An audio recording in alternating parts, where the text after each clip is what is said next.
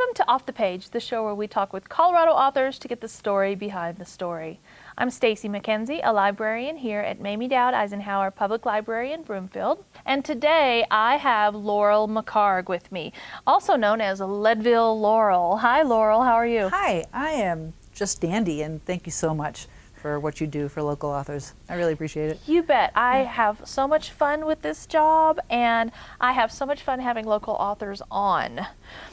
We have a wide array of things to talk about today with you, Laurel, and we really are here to talk about Waterwight, which is your science fiction fantasy type Fantasy novel. adventure. Fantasy adventure. Yes. Oh, that sounds marvelous. But first, I want to ask some introductory questions because you have some marvelous stories to tell. Many. We have a picture here of you in a military uniform, and it looks so sharp. Tell me about this picture. Well, I graduated from West Point in 1983 with the fourth class that had women in it.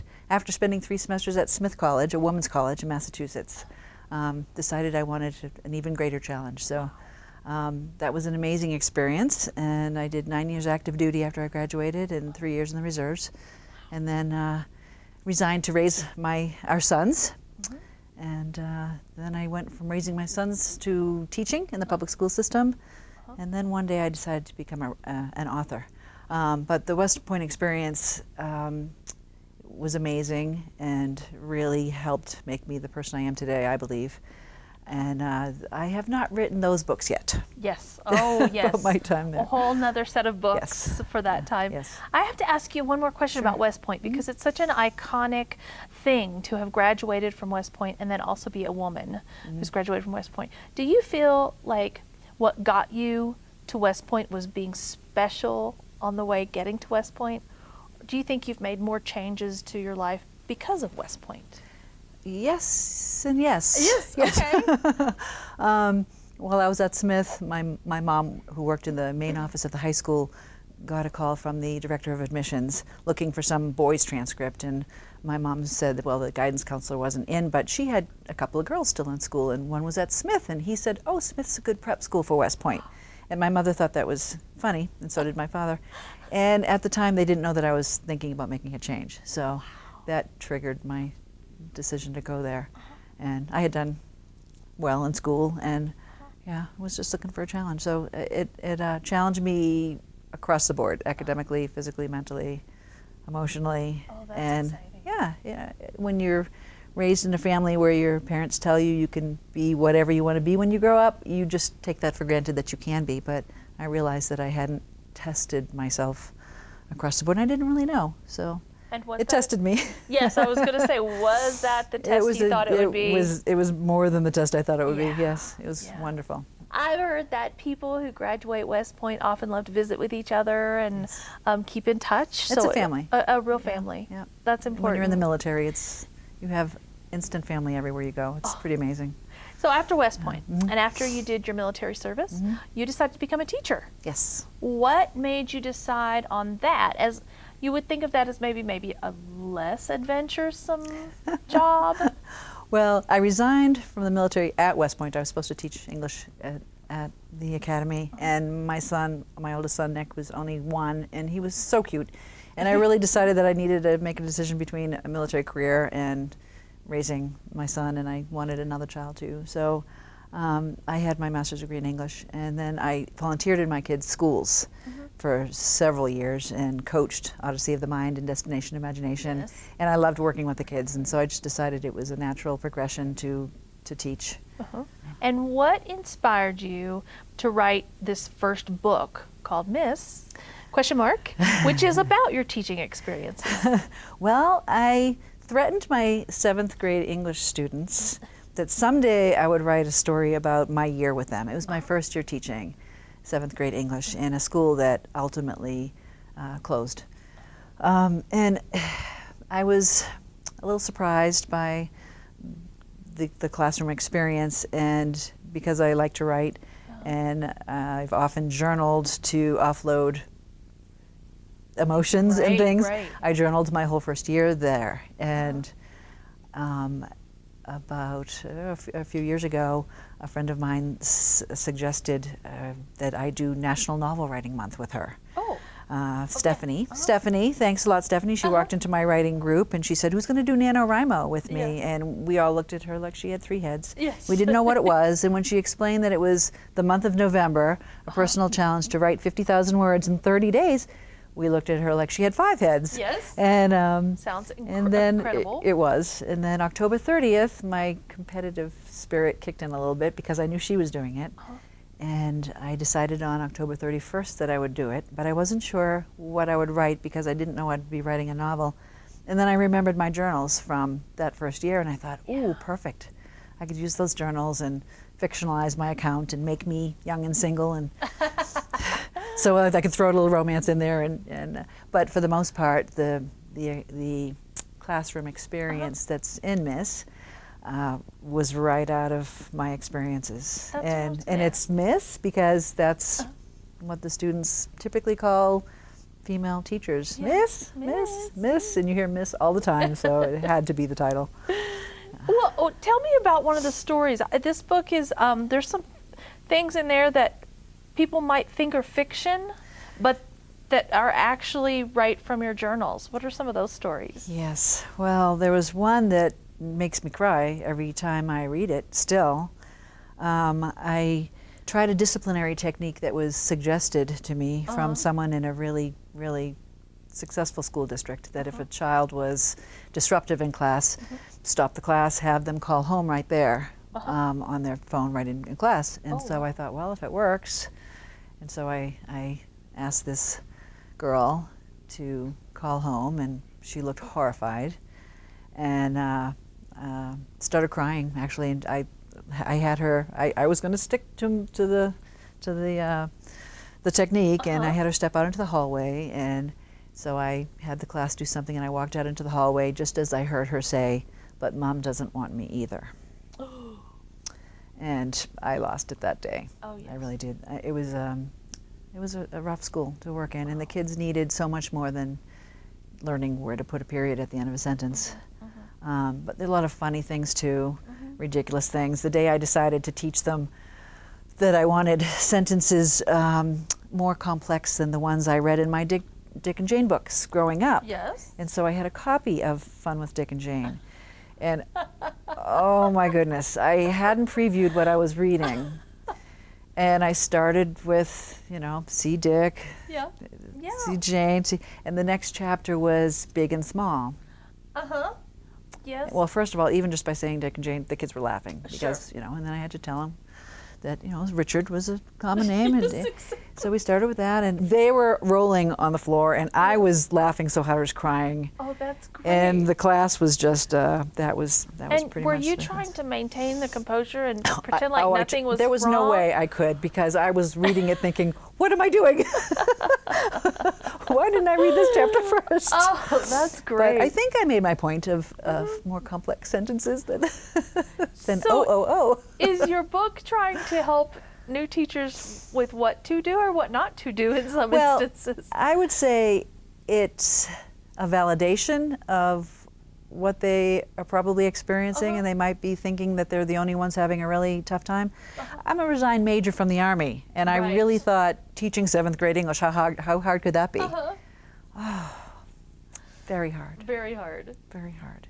So in addition to maybe validating what a teacher's experiencing, I also I re-released it in 2015 with an editorial essay in the back with some suggestions of what community members and teachers and administrators can do to help make things a little better. What was the original release of the book? In 2013. Okay, so a re-release with the editorial. Yes. You've got another set of books here. Yes. And what are those books? They're short stories, is that correct? Yes. These are the Not Your Mother's Book series, published by a company called Publishing Syndicate out of California. And once I decided, I guess I should back up, when I decided that I needed to stop teaching in order to write, my mom had handed me a shoebox full of letters that my dad had written back in World War II, and back when Dad was still alive. And she said, "Have I shown you these yet?" And I said, "What? New shoes? New shoes?" So I opened it up, and all these letters. And so I looked at Dad and I said, can I just pull one out and read it? And so I did. I pulled one out and I read it, and he lit up and remembered the experience and embellished, and it was amazing. So when I saw those, I knew I needed to do something with them. And that was my first goal, was to write Dad's book. And I did fits and starts. I transcribed all of his letters. It took me about 3 months, and then I wondered what I was going to do with them. Right. And decided I didn't want to do a World War II book or necessarily his memoir. And since I'm a communicator, I decided I'd look at the evolution of communication over the years since his time. Wow. And so the book title is V-Mail to Email. V stands for victory, The Evolution of Eloquence. And it's not finished yet because it's been interrupted by different things. So a friend of mine had read some of my blog posts and knew that I took a humorous look at everyday things and asked me if I had a story or could write a story on my experience with menopause. And I said, oh yes, I could write a story about menopause. So I wrote it and sent it to her, and she said, oh, it's exactly what we're looking for. And oh, by the way, would you be interested in editing one of the books in the series? Because it's going to be a big series with all different topics. And I said yes, not even knowing what that meant. And I contacted the publishing syndicate people, and they said, would you like to edit Not Your Mother's book on being a stupid kid? And I said yes, again, not knowing what that meant. And what it meant was about a year's worth of work, many hours, choosing the stories that would go in the anthology. And so this first one, Not Your Mother's book on being a stupid kid, is the first one that I actually got my name on. Oh, wow. And that was very, very exciting. Oh, yes. And then I have short stories in some of the other series. Just fun. They're nonfiction short stories, anthologies from different people. How fun. Yeah. What a great anthology. People are often looking for a quick read, yes. and those are perfect for that. Yes, absolutely. Not Your Mother's. They're like Chicken Soup for the Soul for the 21st century. What a great a little edgy tie-in. Yes, yes, a good read alike for that type of book. Being an editor, you mentioned, what do you do besides just choose the books that go in there? The stories that go in there. When you're editing. So there were probably close to 200 stories that were submitted for this title. And I had to read through them all and first rate them. 0 meaning I don't want this at all. 4 meaning it's going in the book. And then 3, 2, maybe I could work with them. So I knew how many stories they wanted, and so I narrowed it down. And then once I selected the ones that I thought should go in, I worked with the authors of the stories and suggested edits. And some people can take suggestions for edits and some people can't. Yeah. So that was an interesting learning experience. Yeah. And then just putting it together, formatting it, arranging the chapters, and then submitting the document to the publishing company and having them sign off on it. And it's a lot of work. It's a lot of work. A lot of work, not just all fun of getting to choose which ones go Oh, in right. the book. Lots and lots of work. And it's difficult editing someone else's work because as a writer also, you don't want to step on toes. You don't want to make anyone feel bad. Sure. So it was a great experience, really great experience. And rounding out your authorship. Yes. Rounding out writing and doing that part. Yeah. It's really interesting. Let's talk about your latest book, because I know you're very excited about it. I'm very excited about it. And it's very different from what we've talked about. It is. A little fictionalized Fictionalized real life. Yeah, fictionalized real life. Nonfiction, short stories. Yeah. So tell me, what is Waterwight? Oh, my goodness. So a year ago, January, on the morning of my mom's 86th birthday, I woke up from a dream. And I've always dreamt in Technicolor, and my husband and my parents have tolerated me over the years, sharing my dreams. And this one particular dream was just crazy. I was running away from bad guys, and then I started flying, and I had to get over this water, and halfway across the water I started falling, and a flying frog came out of nowhere and said, grab hold. And I grabbed hold of his leg, and he got me to the other side, and then died in my arms. Oh my. And then the dream went on, but I shared this story, a week later, I shared the story with my friend Carol Bellhouse, who is one of my editors in the book, and she said, you've got to write a story about that. And I probably wouldn't have thought to do it had she not said that, and it was just that poke to make my head explode. And I just thought, oh my gosh, wouldn't it be fun to see what I could do with something dreamy, something totally fiction, and totally creative out of my crazy brain. So I started writing it, not knowing if I could really. And every day I got more inspiration. I have my morning walking buddy, John. He and I would take a walk in Leadville, and gorgeous scenery in Leadville, by the way. And Mount Massive is right there. Every morning would walk down the hill, and there would be the mountain. And he pointed out this profile of an old man down from the peak of Mount Massive, and I thought, oh my gosh, there could be a mountain spirit in it. And so Old Man Massive came about from just him pointing that out. And I saw the profile of the mountains, and in my mind I could see just a sheer drop off on the other side. And so that became a scene. And then I would meet kids, young kids, and I'd ask what their name was, and I would ask them what their superpower would be if they would have one, and then that would inspire a scene. And so it literally evolved, and through a couple of my dreams, some of the characters have come out. There's an amazing multicolored jaguar in there that came from a dream. Thunder is his name. And then I just have to point this out, this creepy flying frog. Yes, I was going to be asking about him. So a friend of mine, Christy from Virginia, showed up and knew that I was writing a book with a flying frog in it. And she said that was the only frog with wings she could find.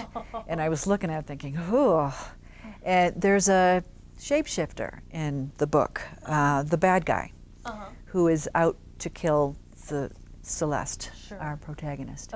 And let me just say that this creepy frog inspired probably the most exciting scene in the book. One of the most exciting scenes in the book. There are many.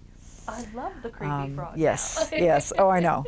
So that was really fun. But just little things would inspire me. Walking under the bridge with icicles hanging down inspired a scene where there's a rescue that happens under a sheet of ice.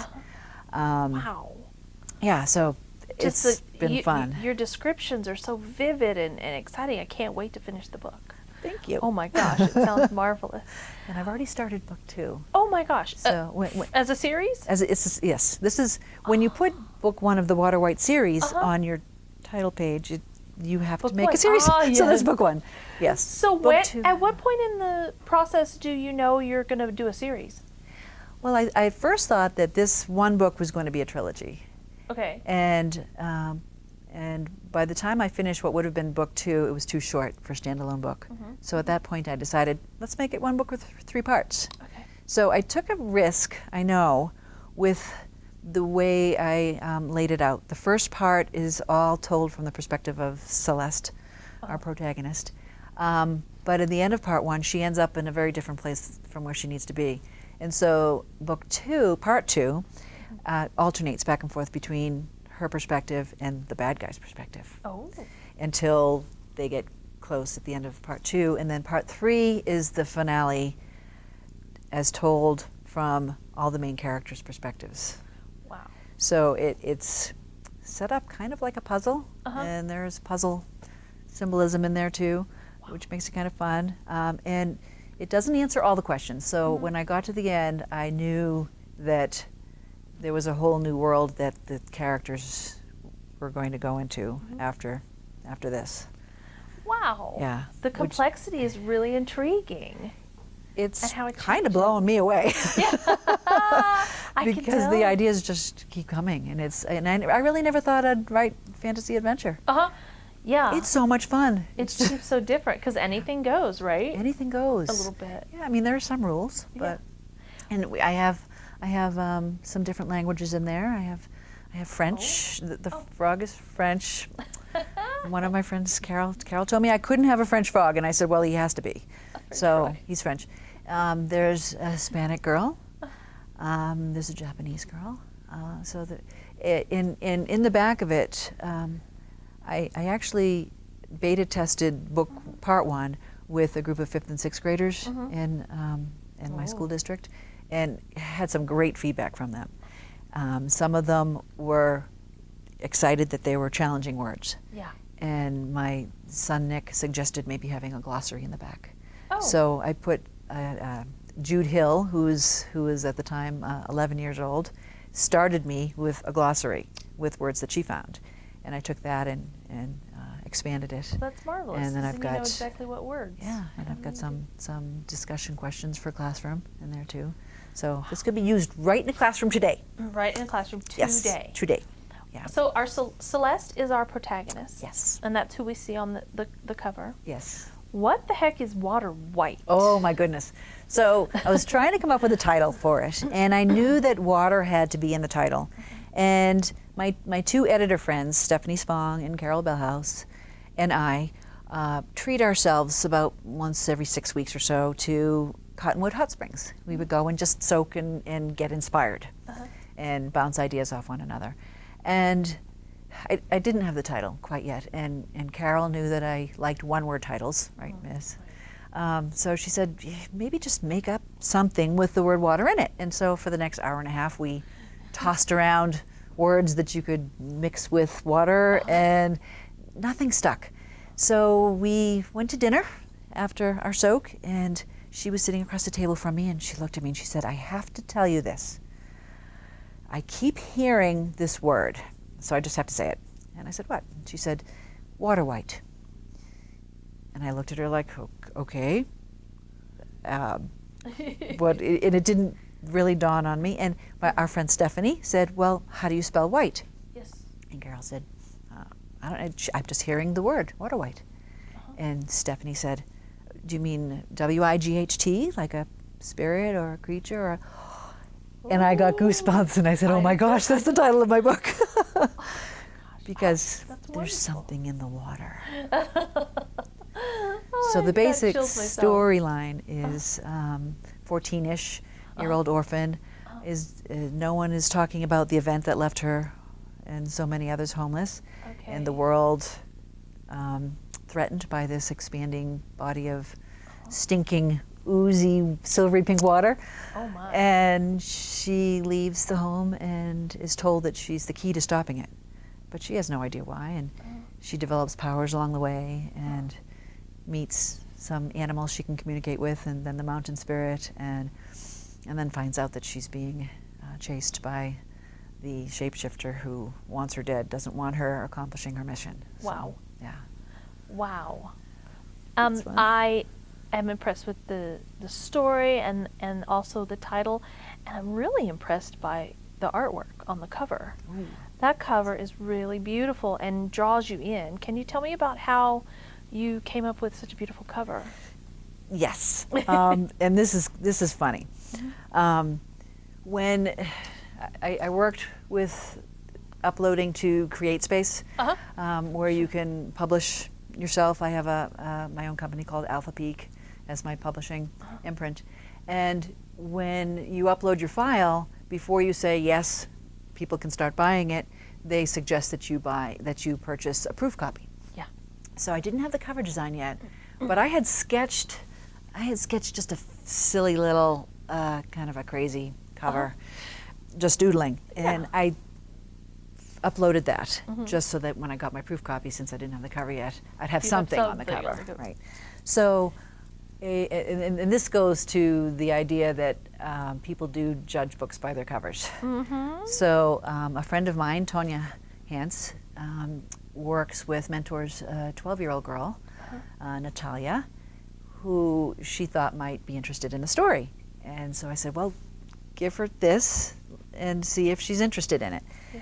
And Tonya said, I handed her the book, and she looked at it.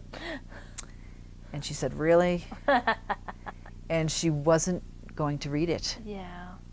And until Tonya took her online and said, this is the cover. It was still in progress. Okay, good. This is the cover, the actual cover that's going to be on it. And so she said, okay. So she started reading it. She finished it in 2 days. And her praise for Waterwight is the first blurb that I have in there. Oh, she nice. loved it. Oh, that's but the great. fact that she wouldn't even have picked it up with my beautiful sketch cover, I just can't believe that. Sure.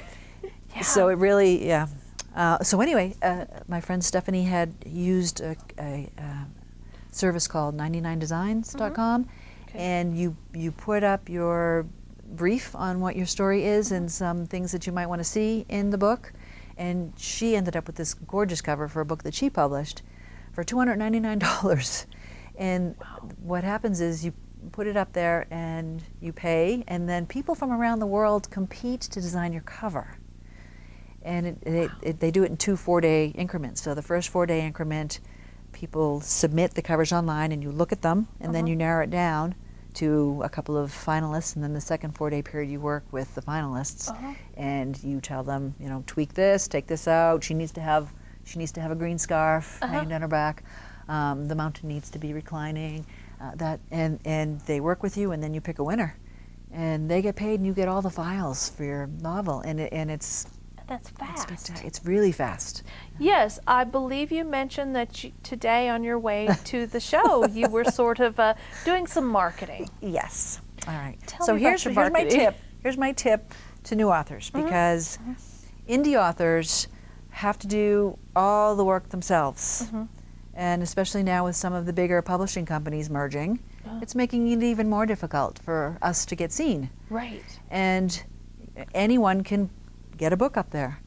And so it's a matter of you marketing your own thing. So I drove here from Leadville, and I stopped at Georgetown on the way. And there's a little rest area there, and there was a grandmother there with her 8-year-old granddaughter. And so I asked her if she liked fantasy stories, and she said yes, she liked the Harry Potter series. And I said, would you like a copy of my new book? She said yes. So I gave her a copy, and her grandmother was very pleased. And I stuck a bookmark in there. You have to have bookmarks. Yes. Right? Just people love because bookmarks. you have your contact information on there too. So I left her with one, and then I went to get my oil changed at Stevenson Toyota, and I handed a copy to Alex, who takes care of my car. And then I went into the waiting room, and I thought, I'm going to bring a stack of books and bookmarks. So I did, and I put them on the table in front of me. And I asked a couple of people if they were interested in it, and they said no right away. And I could tell that I didn't need to talk with them any further. But another woman looked interested, and so I asked her. She said, "Come here." And I brought a book over, and she was very happy to take one and to share it with her family and her group. And then while we were chatting, another gal came over and just took one of my books and started walking away with it.